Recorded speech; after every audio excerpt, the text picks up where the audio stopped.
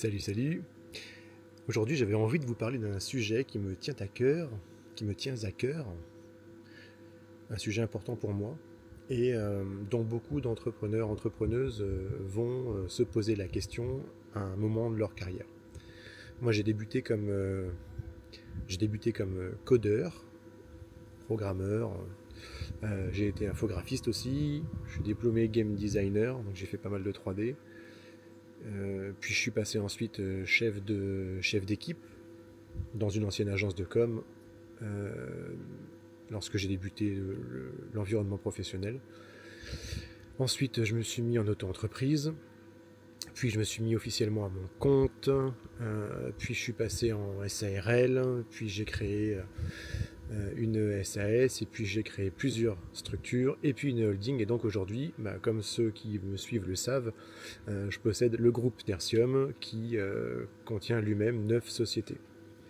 Et donc quand on gère au quotidien autant de structures, de salariés, de clients, de choses, et toute la journée, est-ce qu'il faut rester dans la production?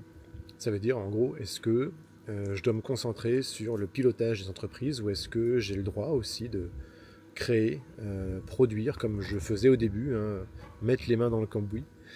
Mais en tout cas voilà, est-ce qu'il faut rester dans la production?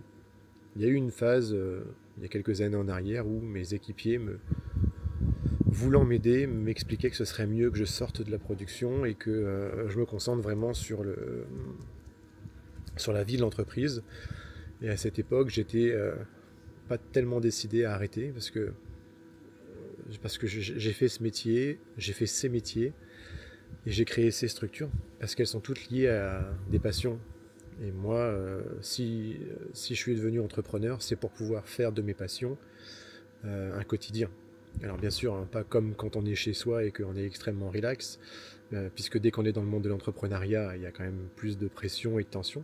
Mais en tout cas, faire, c'était vraiment un truc qui me faisait du bien. Et donc du jour au lendemain, on vient vous dire, écoute Julien, maintenant t'es PDG, donc il va falloir que tu assures, tu as une image supérieure à donner, il faudrait que tu arrêtes de programmer, il faut que tu nous laisses faire, il faut que tu te reposes sur nous, et puis toi, voilà, va trouver du client, etc. Donc moi j'ai écouté pendant un laps de temps ça, et vous savez quoi? Ça n'a pas marché. Ça n'a pas marché parce que la valeur ajoutée que j'avais depuis le démarrage de ma boîte, tout d'un coup, elle a disparu.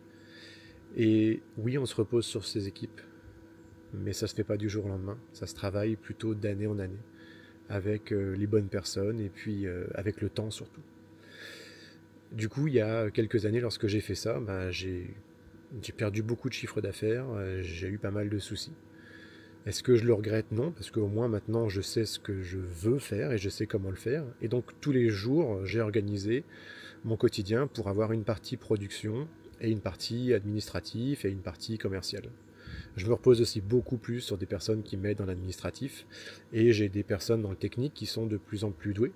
Donc avec le temps, c'est ce que j'expliquais, oui, on peut rester dans la prod, et moi je vous dirais même d'expérience, en fait, il faut absolument y rester parce que vous voyez, j'ai 39 ans, c'est pas encore la question de l'âge, mais arrivera un moment où on me dira Julien, est-ce que tu essaies de nous vendre? Est-ce que c'est encore d'actualité? Est-ce que tu sais réellement ce qu'on fait aujourd'hui?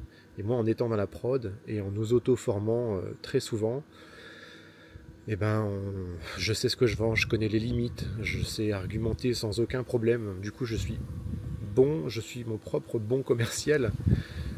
Ouais, il faut rester dans la prod. C'est vraiment l'expérience que j'en tire, et ça me donne toujours envie d'aller travailler aujourd'hui. Voilà, bon, sur ce, je vais aller piquer une petite tête. Allez, bon dimanche, à plus.